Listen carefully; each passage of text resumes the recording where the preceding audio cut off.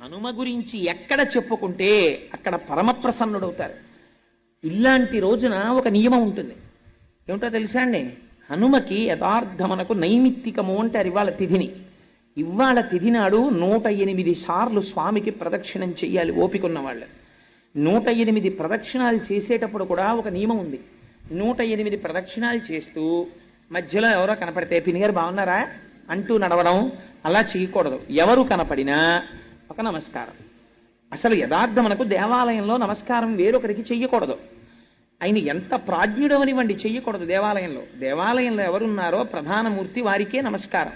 ఒకవేళ వేరొకరు చేసినా వీరేమంటారంటే దేవాలయంలో ఎదురుగుండా ఎవరున్నారో వారికి హనుమత్ పరబ్రహ్మార్పణమస్తు అంటారు. తప్ప తాను ఆశీర్వచనం చెయ్యకుండా ఇది దేవతకు చెందుగాక అని పంపించేస్తాడు. అందుచేత ఇవాళ 108 ప్రదక్షిణములు చెయ్యాలి. 108 ప్రదక్షిణాలు చేసేటప్పుడు బాగా జ్ఞాపకం పెట్టుకోండి. హనుమకి 108 ప్రదక్షిణాలు చేస్తే ప్రదక్షిణం చేసేటప్పుడు మీరు ఏవి పడితే ఇవి పెట్టి లెక్కలు పెట్టకూడదు.